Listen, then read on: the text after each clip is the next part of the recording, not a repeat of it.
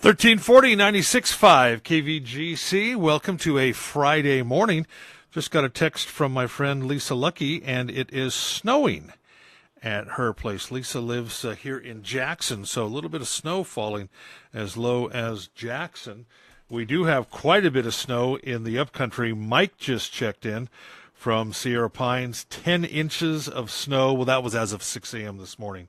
Ted had 5 inches of snow in the Mace Meadows area also. And again, a report of some maybe light snow because it's just barely sprinkling outside here in downtown Jackson. Lisa lives out of downtown up towards the high school, so a little bit of snow possibly up by Argonaut High School this morning. There is no school today in the Amador County Unified School District due to snow. And in the Calaveras District, Route 16, 17, and 35 have been canceled. That's Route 16, 17, and 35 have been canceled. If you ride those buses and attend school at either Toyon Middle School or Calaveras High School and have no other way to school, again, they are giving you a free pass today. You have an excused absence. Other than that, it's business as usual in the Calaveras Unified School District. Elsewhere in the news today, the Calaveras County Water District, CCWD, is considering a new rate plan and is looking for the public's input. If approved, this will be the first rate increase since 2011 to cover the increased cost of CCWD operations. Currently, the base rate for residential users includes an annual allocation of 1,000 cubic feet of water at its lowest payment bracket. The new plan does not include any water allocation in the base rate. Rather, all water usage will be subject to a monthly charge based upon actual consumption. Now, officials said the purpose of this change is to reward users for conserving water. Sewer rates will also increase by 4.1% each year in CCWD's area. Now, during the recent drought years, CCWD lost about $700,000 per year in water consumption revenues. After a 2-year auditing process, an outside consultant projected that if no rate increases were put in place, the deficit at the end of the next 5 years would surpass $1.5 million. The CCWD board will consider the staff recommendations at its March 28th meeting, and customers can make comments on the recommendations either at that meeting in person or by sending written comments to the board directly. While the board members will make recommendations on proposed rates, the process of approving rate changes under Proposition 18 will also require additional opportunities for ratepayer input before the final rate hearing, which is tentatively scheduled for May 23rd. Another scam is making the rounds. This one involves the new Medicare cards coming out in April.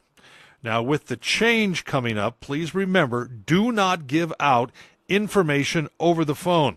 Starting April 1, Medicare will start a year-long project to replace all current Medicare cards for beneficiaries to convert to alphanumeric ID numbers. Currently, the ID number is your Social Security number, but for increased security, they will change that to randomly generated 11-digit numbers. Now, though this card change is meant to increase security, some scammers are using it as a new way to steal information. First of all, remember, the new Medicare card will come to you in the mail. You do not need to request it or do anything else. It'll show up in your mail. Once you get your new card, be sure to cut up or destroy your old card.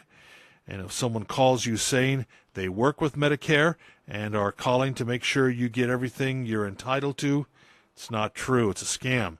Medicare never communicates by phone unless you initiate and request it. And Medicare does all communications by mail, again, unless you ask them to call. Now, if you want to speak to Medicare about coverage or suspected fraud, you can call them 1-800-MEDICARE or go to Medicare.gov. If you have any family, friends, loved ones who are on Medicare and will be receiving these new cards, please relay this story to them, all right?